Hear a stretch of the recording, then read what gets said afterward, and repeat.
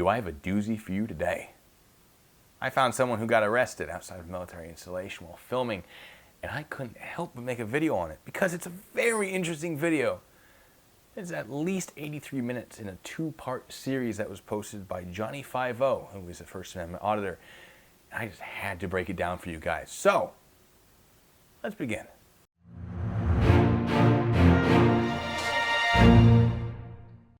When I say breakdown, I mean I wrote 6 pages on this, and it's in single-spaced Arial 11-point font because I'm insane. But I do like sharing accurate information with people to try to make sure that they know what the heck is going on with the law. So, with that out of the way, for context, Mr. John Olson, also known on his YouTube channel as Johnny 50, went to the Visitor Control Center of Edwards Air Force Base, which is outside of the installation's fence line, on federal property, and open to the public. His intent was to set up a camera with a telescopic lens and film the access control point of the installation, approximately 850 feet away. This video is not going to be about the arrest. Now that can be found in part 2. This video is mostly about what happened after the fact, which is strange because this is part 1. Kind of weird, right? But we'll work with it. The events after the arrest is mostly Mr. Olson making arguments that he should not have been arrested or charged. So let's talk about that. At approximately 5 minutes and 10 seconds into the video, Mr. Olson states that there are no signs around the installation prohibiting photography. And even if that's true, it doesn't actually invalidate the fact that he was committing a crime. Just because I go dancing in a club that doesn't have a sign posted saying, hey, don't sexually assault people, doesn't mean I can go and sexually assault people. Ignorance of the law is usually not a good defense, but that doesn't stop Olson from trying. He argues that he had never been stopped from conducting photo shoots before on the federal property of that installation. Now, he also claims that he had no idea it was federal property at the time, but it's not a hidden fact. It's a very accessible bit of information. And he finds that out by calling the base and saying, hey, is this federal property? And they go, yeah, it is, dude. Like, come on. But it doesn't really matter, and I have 2 points to make. First, when it comes to enforcing 18 U.S.C. 795, which is the regulation on filming a military installation from any property, many bases will decline to prosecute the filming of an installation, even though it's technically illegal, unless the filming is of specific locations with heightened security concerns, such as an access control point or an airfield. It just isn't feasible to try to enforce all the filming violations on the base the size of Edwards, while still ensuring all of the other law enforcement needs are met. Additionally, Section 21 of the 1950 Internal Security Act allows the commander of the installation to create and enforce security procedures. So if the commander wants prohibition on certain types of filming enforced and other types not enforced, he can absolutely choose to make that happen. While Mr. Olson is on that federal property, he is subject to those rules under 50 U.S.C. 797. My second point is that these photo shoots actually appear to violate California Penal Code 314, which is indecent exposure. And I will read that to you. Every person who willfully and lewdly procures, counsels, or assists any person so to expose himself or take part in any model artist exhibition or to make any other exhibition of himself to public view or the view of any number of persons such as is offensive to decency or is adapted to excite to vicious or lewd thoughts or acts is guilty of a misdemeanor. Now when it says himself, of course it also means herself, which in this case is applicable because the photos that he shows as examples are a female, and they are covered, and thanks for that, because you saved me some time. However, that certainly meets the criteria, because his model is visible from public. He shows where he is in this photo, which is on the map here, and that's definitely public view. Also, the model is obviously posed in such a way to be lewd in nature.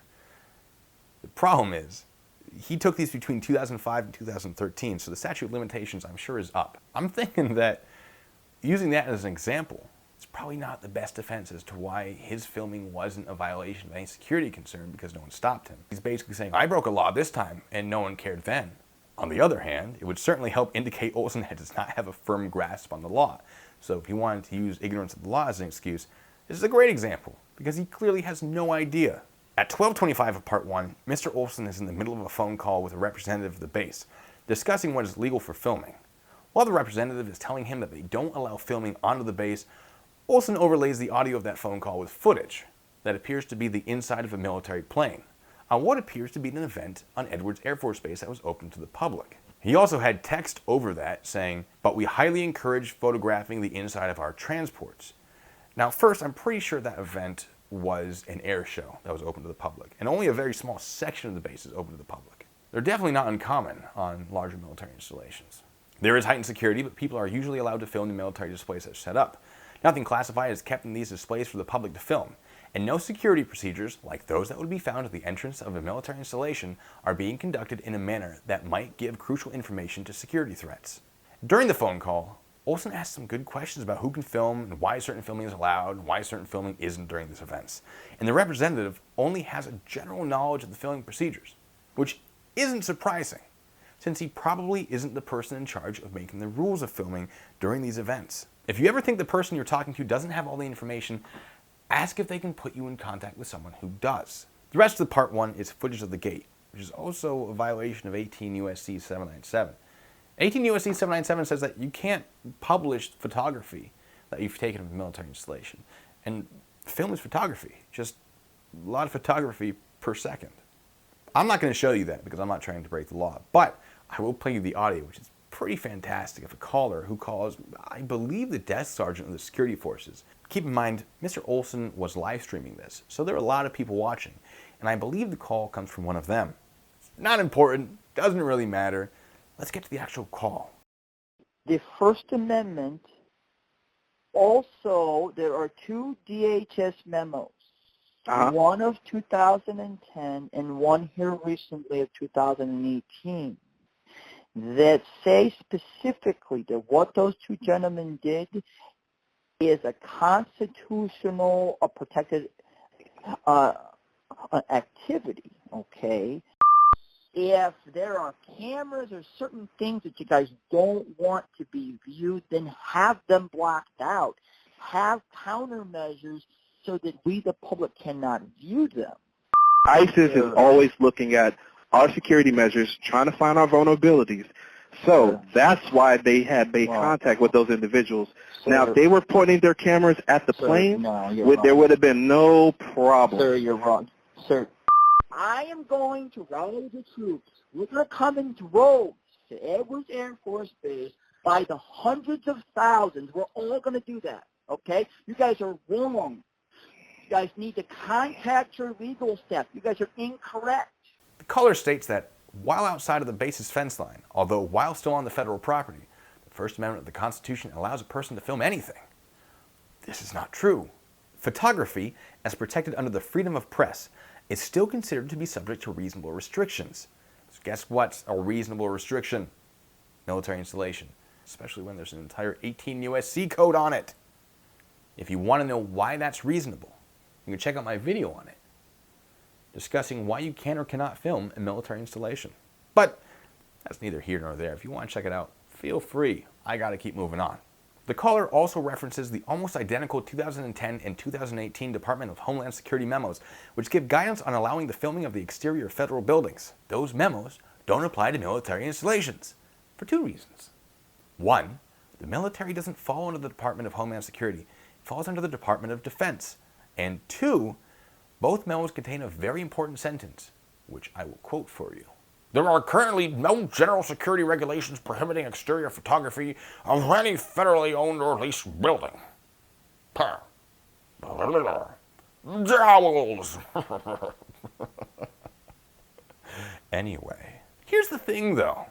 We know that's not true for military installations, since there's an entire federal statute about it, 18 U.S.C. 795, not to mention an executive order, Executive Order 10104, which would presumably overrule a memo from the Department of Homeland Security. During the conversation, the base representative, who I assume again is the desk sergeant, claims that photographing the ACP is a security concern and that ISIS is always watching. The caller stops him and says that if ISIS is a concern, then they should have some sort of safety measure to stop people from filming. But the base does have a safety measure. They were called the security forces. They stopped the filming of the ACP. Mission accomplished. If you're going to watch Johnny Five-O's video for anything, watch it for the phone call. It's great. It's a lot of fun. I had a lot of laughs. But regardless of how fun it is, the base representative makes some excellent points, and the caller, unable to out-argue him, states that hundreds of thousands of people are going to come to Edwards Air Force Base to film the base, showing that they are allowed to do so. I wouldn't recommend that. Hey, what do I know? I'm only a cop. The caller also makes the same argument that Olson did earlier in the video. If the base security is so important, it should be camouflaged. That's a bit like saying, "Oh, Your Honor, of course I touched her at the club. If she didn't want to get sexually assaulted, she should have covered herself more." Just because you're capable of doing it doesn't mean you're legally allowed to do it. Seriously, though. Go watch this video. It's a good time. I'm not going to tell you if Johnny 5-0 passed or not until you watch the second video. It'll be somewhere in there, probably around the end. You can check it out right up there. However, I do recommend, as always, that you watch his video for context, not just because it's really funny. If you like his video, give him a like. If you want to see more of his content, subscribe to him. He's been putting out a lot recently. He's been getting arrested recently. It's a pretty good time. I'm going to be making more videos on him for sure. But if you also like my video, I've got a like button. There's a little thumbs up right down there. There is a thumbs down as well. Stay away from that. How dare you? Who do you think you are? You can also hit the subscribe button if you want to see more content like this. My Twitter, if you have questions, can be found right there. And please, just send me a hello, at the very least. My Twitter is gathering dust and cobwebs. There's nothing going on there. I'm posting things and nobody cares. Fix that. Anyway, that's all I got. Until the next time, be good, stay safe.